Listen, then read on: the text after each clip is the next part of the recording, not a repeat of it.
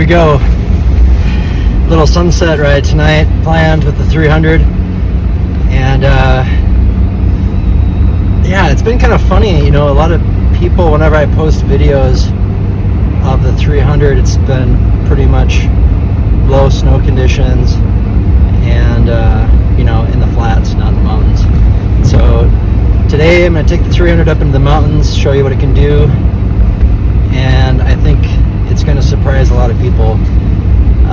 I'm not here to say that the 300 is going to whip, you know, a 450, but I will say it's not that far behind, and it does make you attack the hill a little bit differently than what you could get away with on a 450.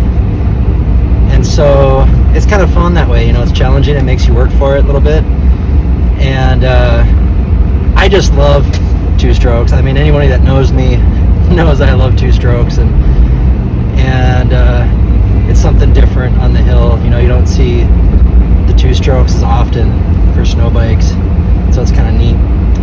But with that, I'll take you up, and avalanche danger right now is very low. We haven't had snow for 2 or 3 weeks. It's been kind of a long dry spell, and we had some pretty nasty wind recently that caused a lot of slabs up high, and the avalanche danger was kind of high there for a while, but it's come back down.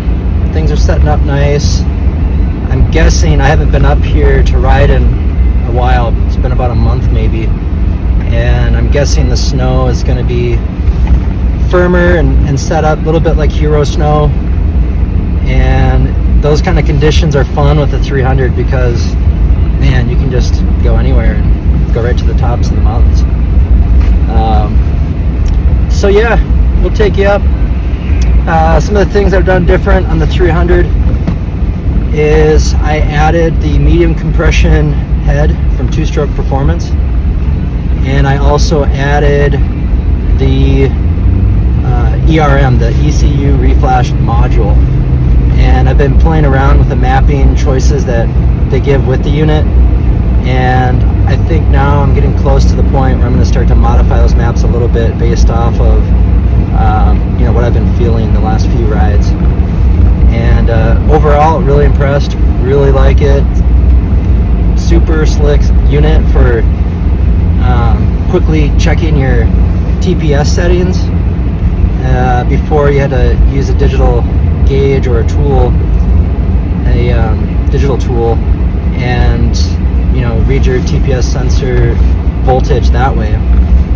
And instead of doing that, this unit allows you to plug it right in, and it's just a lot easier, a lot simpler. And also, one other thing I didn't mention is when I tore the head off, I did a top end rebuild at 25 hours, and when I pulled that piston out, you know, that's 25 hours of snow biking, and so in my head I was thinking the piston's gonna have some wear, and I was shocked to see that the piston looked great.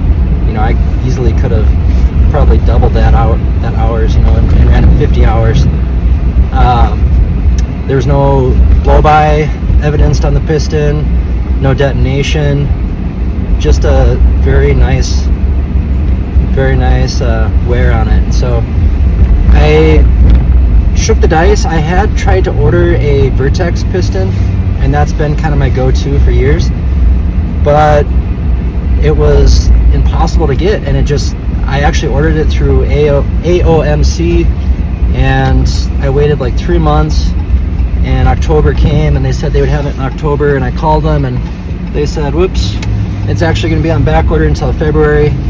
And so I just got tired of that and decided to shake the dice on a piston that I had not used before, that Two Stroke Performance sells through a company in Italy called Meteor. And from what I understand, Meteor is just down the road from Vertex. It's a nearby company, and the two pistons use the same rings that are coming out of Japan. And, you know, in my mind, if Two Stroke Performance sells them, it's going to be a good product. And so I had complete faith in that product, and so I threw it in there. So far I've got, I think, 3 or 4 rides on this bike, and I mean, it feels great. So I'll be curious to see, you know, how it does in 25, 50 hours. I might let this piston go and just see, you know, if I can squeeze out 100 hours and what it looks like, just to show and sort of prove the durability of the piston. And anyways, if you get one of those pistons, they come to your door in like a matter of 2 or 3 days. I ordered mine through South Bay Motorsport down in California. I believe they're in California.